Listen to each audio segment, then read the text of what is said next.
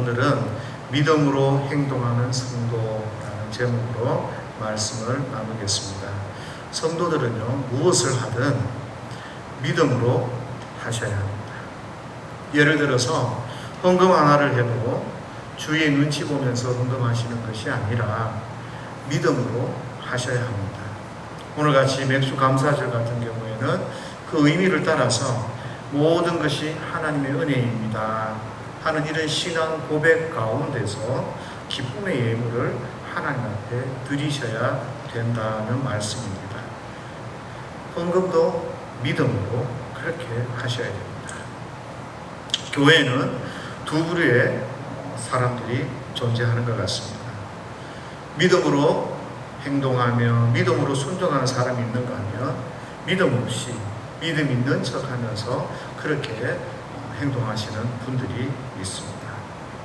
항상 예수님 곁에 믿음으로 행하지 않는, 곁에 있었지만 믿음으로 행하지 않는 가롯 유다 같은 사람들이 있었던 것을 보게 됩니다. 항상 예수님 옆에 있었으니까 당연히 믿음이 있을 것 같고 당연히 그 모든 일들이 거룩함이 있을 것 같지만 실제로는 믿음이 없는, 우리로 말하면 어려움이 생기거나 하면 하나님을 부인하고 또 내가 생각하는 자기 신념 이런 것들에 반대되면 신앙을 팽개쳐버리는 이런 모습들이 종종 있어 보입니다. 또 반면에요, 스로보니게아 여인처럼 정말 어린 딸이 귀신에 들려서 주님 앞에 찾아와서 고쳐달라고 간청하는데 예수님께서 개처럼 그렇게 무시하고 취급하는데도 불구하고 그럼에도 불구하고 끝까지 자기 믿음으로 예수님께 나아가는 그런 믿음 있는 모습을 보게 됩니다. 오늘 백부장 같은 사람도 마찬가지죠. 이방인입니다. 그렇죠? 믿음이 없을 것 같은데 정말 오늘 예수님께서 큰 믿음이라고 칭찬을 해 주십니다. 예수님께서는요, 이처럼 예수님을 믿고 믿음으로 행동하는 그런 사람들을 찾으시고 그런 사람들을 기뻐하십니다. 그래서 저와 여러분들이 이렇게 예수님께서 인정하시는 그런 믿음을 가져야 되고 그런 믿음을 가지고 생각하고 그런 믿음을 가지고 행동하며 이 땅 가운데 성도답게 살아야 할 줄 압니다. 먼저 오늘 본문을 보기 전에요, 마태복음 5장에서 7절은 팔복에 대한 예수님의 가르침 그리고 거기에 따른 어떻게 성도들이 살아야 할 것인가를 5장에서 7장까지 설명을 쫙 해주고 계십니다. 권세 있는 가르침이라고 표현할 수 있겠죠. 그런 예수님의 교훈을 설명을 해주십니다. 그리고 나서 8장, 9장에서는 예수님께서 권세 있으심을 보여주는 거예요. 그러니까 기적을 많이 일으키시는 그런 내용들이 8장, 9장 가운데 기록이 되어져 있습니다. 이런 것들을 통해서 바로 예수님이 우리의 메시아다 이런 것을 우리가 한눈에 보면서 알 수가 있게 됩니다. 좀 다른 말로 하면 하나님의 나라가 이 땅 가운데 임했구나 라는 것을 느낄 수 있게 되겠죠. 그런데 그 가운데서도 오늘 8장 5절에서 13절 말씀은요, 선택된 민족으로서 이스라엘 역사가 마감되는 것을 예언해주고 있습니다. 그리고 이제 교회 역사가 새롭게 출발하는 것을 우리에게 보여줍니다. 이것은 무엇을 의미하는가 하면 어느 누구라도 예수님을 받아들이지 않는 사람은 하나님의 백성이 될 수 없다는 거예요. 그리고 하나님의 백성은 믿음으로 살아야 하고 예수님을 믿어야 한다는 것을 저와 여러분들에게 교훈해주고 있습니다. 그러면 오늘날 이 땅을 살아가는 저와 여러분들은 어떻게 해야 되는가? 첫 번째로 예수님을 신뢰하셔야 합니다. 그리고 두 번째로는 예수님을 신뢰하는 그 믿음을 가지고 우리가 이 땅 가운데 살아가지 않는다면 성도라고 말하기가 참 곤란하다라고 생각하시면 될 것 같습니다. 그래서 오늘 5절부터 7절까지 먼저 읽으시고 말씀을 계속해서 나누도록 하겠습니다. 5절입니다. 7절까지 시작. 예수께서 들어가시니 한 대부장이 나와 간구하여 이르되 주여 내 아이니 중풍병으로 집에 누워 몹시 괴로워하나이다. 이르시되 내가 가서 고쳐주리라. 대부장의 인생 가운데 한 중요한 사건이 일어납니다. 어떤 사람들은 그 사건이 여러 가지로 표현할 수 있을 겁니다. 그러나 오늘 백부장에 있어서는 자신의 종이 아파서 죽기까지 아픈 이 사건입니다. 이 사건을 통해서 우리는 백부장의 그 마음과 인격, 신앙 이런 것들을 바라볼 수 있게 됩니다. 백부장이 종을 얼마만큼 생각하고 있는가? 백부장에게 있어서 종은 어떤 사람인가? 생각해 볼 수 있잖아요. 왜냐하면 어느 누가 자기 종이 아프다고 해서 이렇게 예수님께 찾아와서 예수님께 부탁을 하겠냐고요. 이런 것들을 보면 누가복음에 나타나듯이 이 종은 굉장히 백부장이 아끼고 사랑하는 종이었던 거예요. 그러고 나서 예수님에 대한 백부장의 생각도 좀 드러납니다.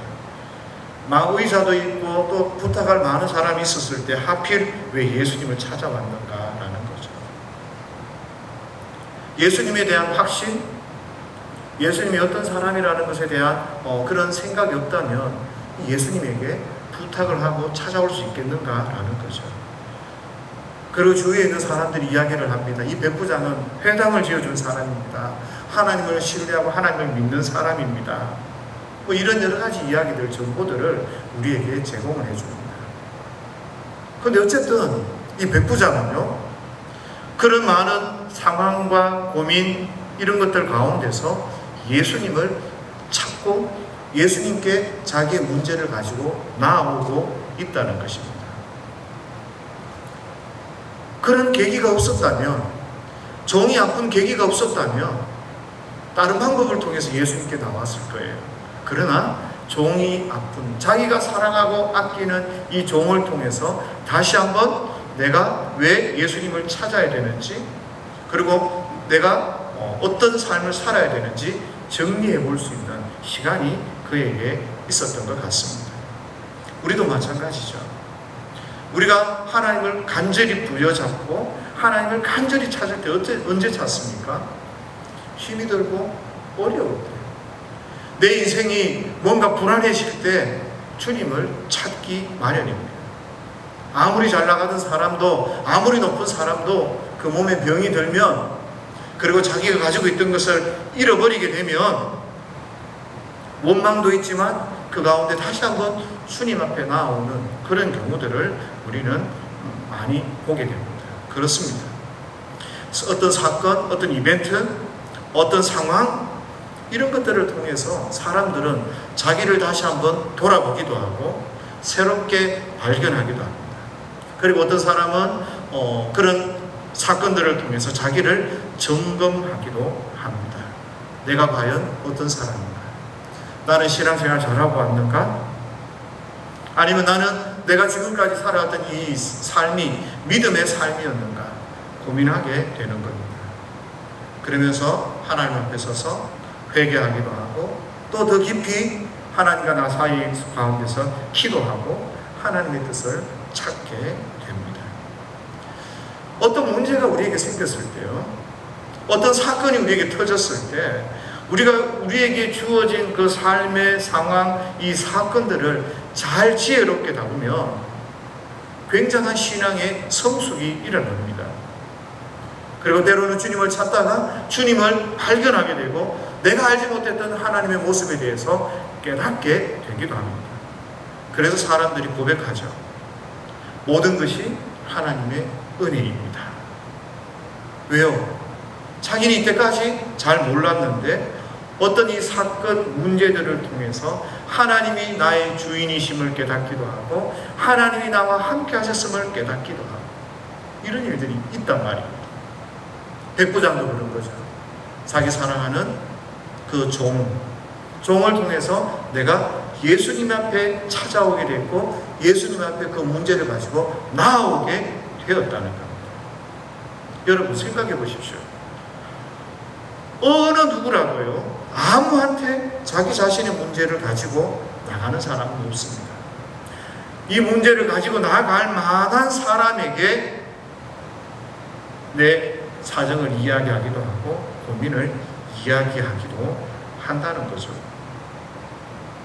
이 말은 적어도 백부장이 예수님에 대해서 깊이 생각했다는 겁니다.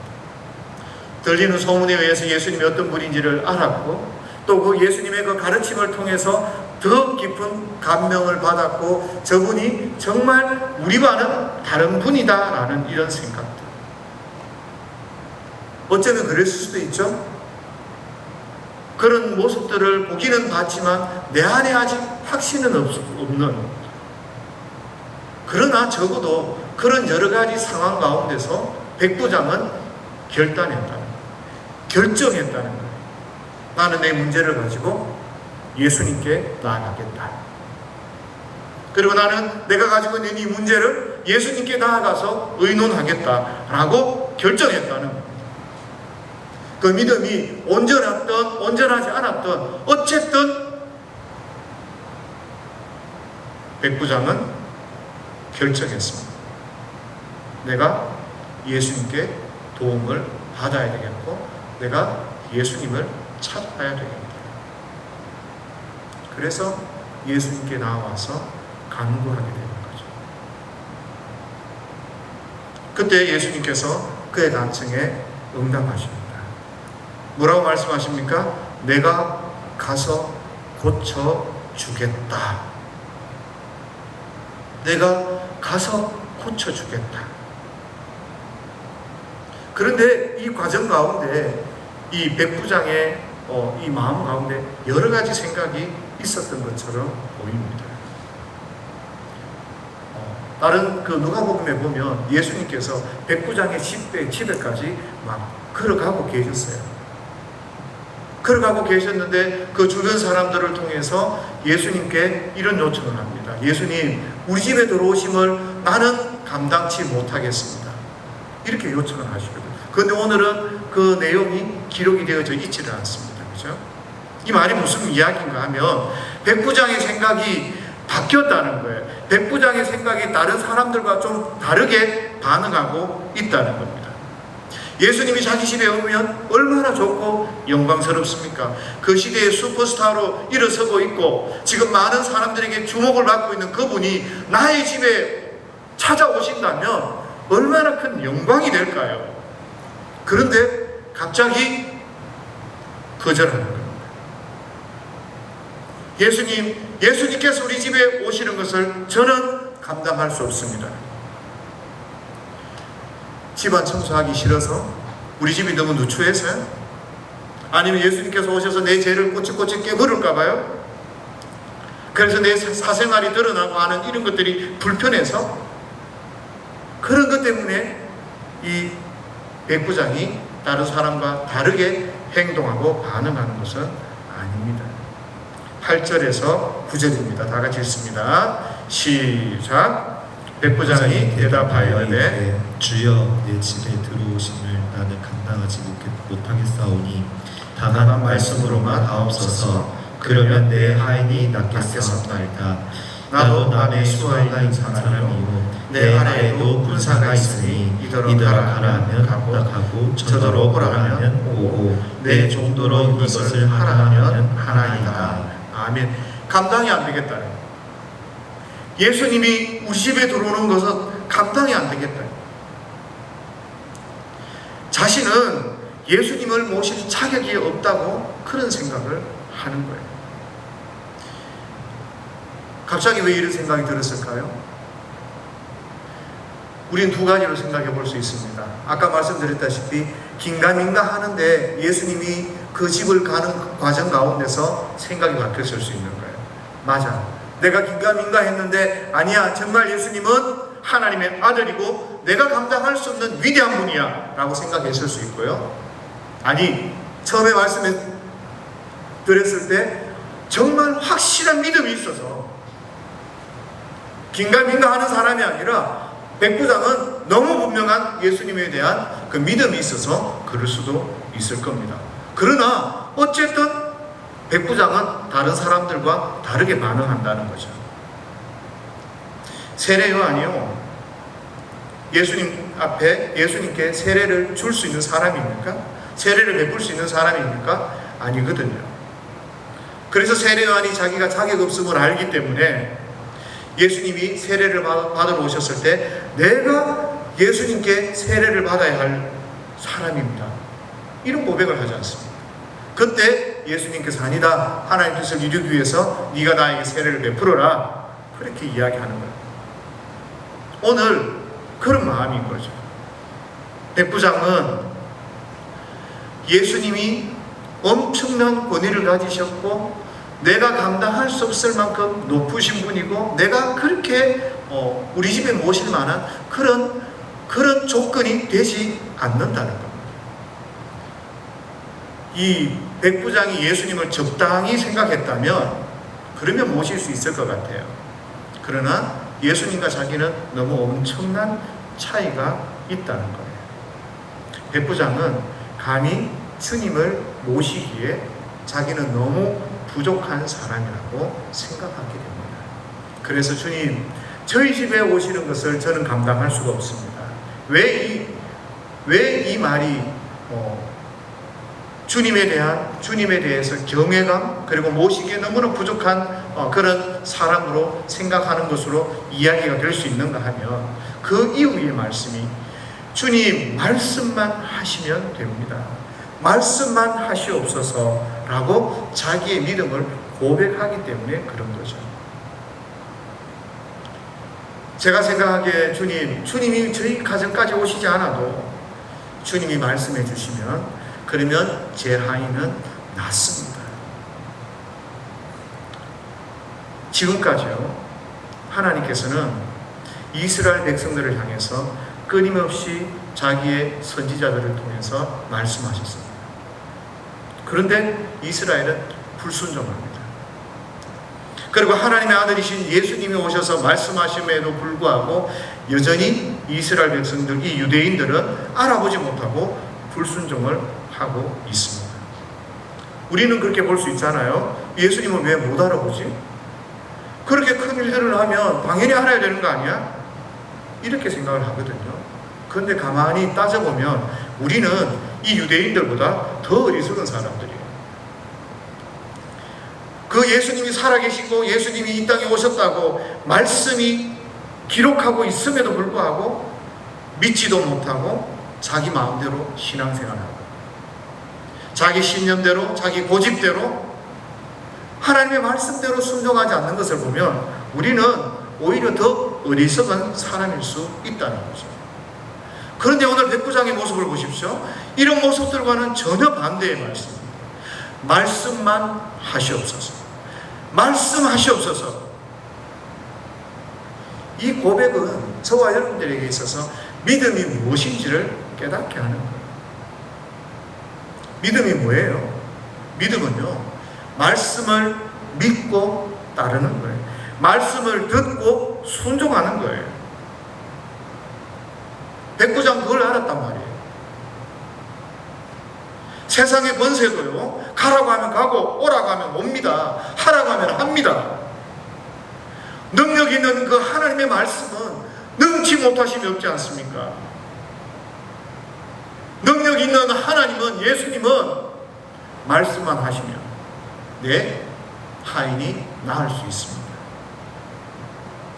말씀을 믿고 말씀 앞에 순종하는 것, 이것이 바로 성도의 마땅한 반응입니다. 유대인들은 그렇게 하지 않았습니다. 현대 예수 믿는 사람들이라고 하는 많은 성도들도 그렇게 하나님의 말씀 앞에 순종하지 않습니다. 그럼에도 불구하고 이방인이, 이 백부장은 하나님의 말씀은 능치 못하심이 없음을 믿었기 때문에 말씀만 하시옵소서, 그러면 됩니다 라고 그렇게 믿음의 반응을 하고 있습니다. 10절입니다.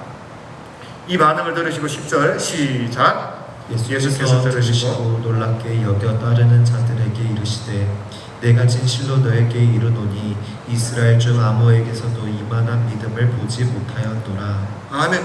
예수님께서 들으실 때 깜짝 놀랄 일인 겁니다. 하나님의 백성이라고 말하는 유대인들도 듣지 않았습니다.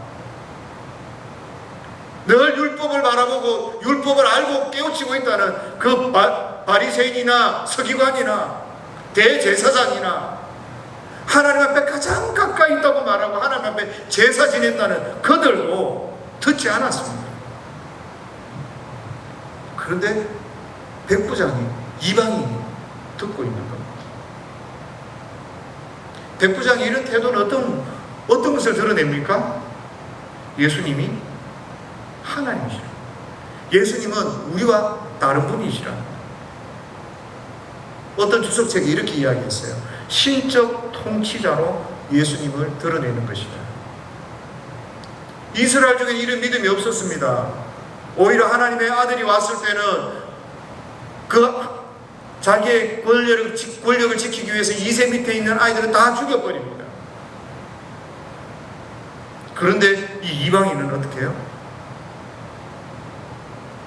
예수님을 신적 통치자로 드러내고, 그리고 예수님에 대한 특별한, 그것도 너무나 특별한 그런 태도와 자세를 가지고 경외심을 드러내고 있다는 겁니다.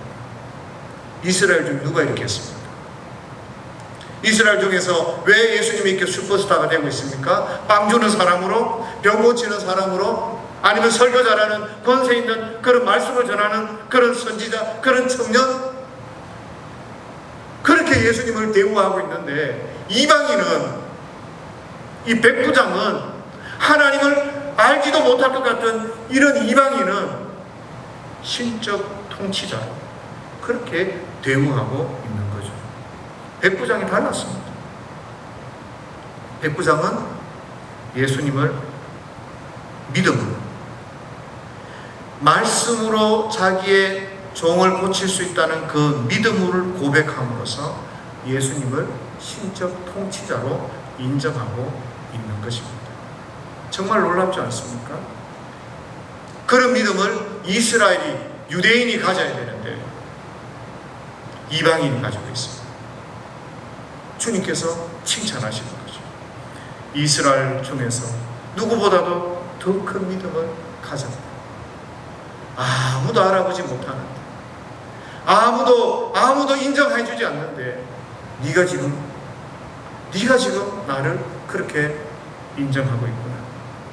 큰 믿음을 가졌다고 칭찬해 주고 있습니다. 11절 12절입니다. 다 같이 시작. 또 너희에게 이르노니 동서로부터 많은 사람이 이르러 아브람과 이삭과 야곱과 함께 천국에 앉으려니와 그 나라의 본 자손들은 바깥 어두운 데 쫓겨나 거기서 울며 이를 갈게 되리라. 예수님께서 많은 사람 앞에 이렇게 선포하는 겁니다. 누가 하나님의 백성이 될 수 있냐? 이 믿음의 주제가, 이 이방인의 믿음을 통해서 예수님이 선포하시는 겁니다. 누가 하나님의 백성이 될 수 있는가? 하나님의 백성은 믿음을 가져야 돼요. 구체적으로 이야기하면 예수님을 구세주로, 예수님을 메시아로, 예수님을 나의 구원자로 받아들이는 그 믿음이 있어야 된다. 그리고 그 믿음을 가진 사람은 믿음으로 살아야 된다는 것을 우리에게 설명하는 것이죠. 유대인들은요, 하나님의 선택된 민족입니다. 그걸 자랑하며 살았어요. 그리고 늘 하나님이 자기 자신들을 지켜주신다. 그리고 그들에게 있는 그 율법은 그들에게 있어서 놀라운 특권이었습니다. 하나님을 더 깊이 알아가고 배워갈 수 있는. 그래서 그것들을 통해서 더 하나님 앞에 영광을 돌려드릴 수 있었습니다만, 이들은 그 귀한 특권을 가지고 있고 선택되었음에도 불구하고 그들은 하나님의 뜻을 순종하지 않고 하나님 앞에 믿음으로 나아가지 못했습니다. 이런 그들을 향해서 예수님이 말씀하시는 거죠. 많은 사람들이 야곱과 아브라함과 이삭과 함께 천국에 앉을 것이고, 이 본 자손들은 바깥 어두운 데 쫓겨날 것이다. 마태복음 21장 43절에 이런 말씀도 있습니다. 그러므로 내가 너희에게 이르노니 하나님의 나라를 너희는 빼앗기고 그 나라에 열매 맺는 백성이 받으리라. 믿음이 없으면요, 예수 그리스도를 믿음으로 받아들이지 않으면요, 원가지도 잘려나가는 거예요. 그래서 저와 여러분들도 이방인으로 새롭게 접붙임을 받을 수 있는 기회가 있었던 거죠. 그런데 만약 저와 여러분들이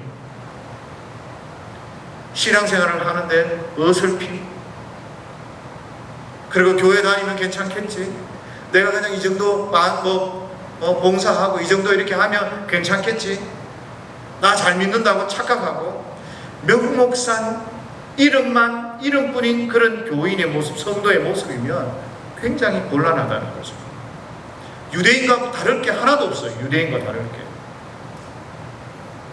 원가지도 잘려나가는데 접붙인 우리 이방인들은 어떻게 했냐고요. 유대인이든 이방인이든 남자든 여자든 주인이든 종이든 오직 믿음으로 예수 그리스도의 그 사역을 받아들이고 예수 그리스도를 믿는 사람이 아니면 하나님의 백성은 될 수 없다는 겁니다.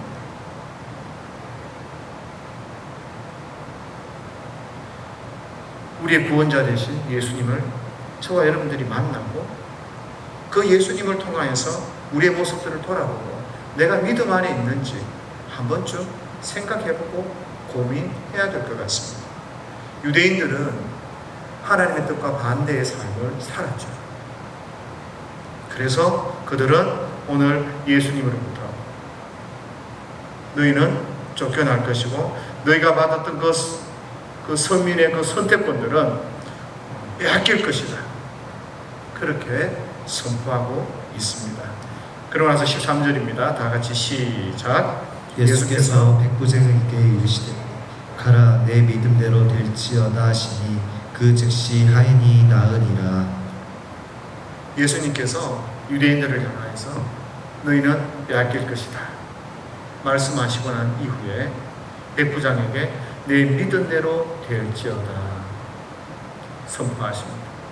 내가 믿은 대로 너 하인이 나을 것이다. 이 말 무슨 말입니까? 백부장의 믿음을 인정해 주시는 겁니다. 그리고 예수님께서는 말씀을 통해서 즉시 병을 낫게 하심으로 말미암아 백부장이 가진 그 믿음이 참 믿음이라는 것, 네가 정말 똑바로 보고 바로 믿었다, 네가 정말 나를 정확하게 알았다라는 것을 증명해주고 계시는 겁니다.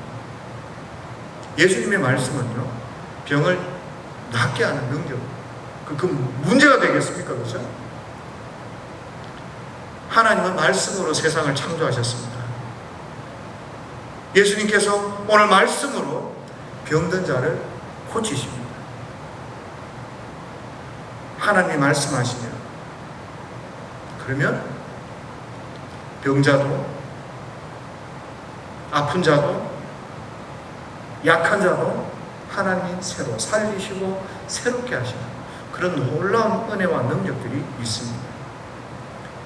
마찬가지로 기록되어진 이 하나님의 말씀, 이 성경도 동일한 능력이 있으심을 믿으시기를 바랍니다. 누구든지 그 살아계신 하나님의 말씀 앞에 믿음으로 응답하고 믿음으로 반응하면 즉시 그 말씀의 능력을 경험하게 될 것입니다.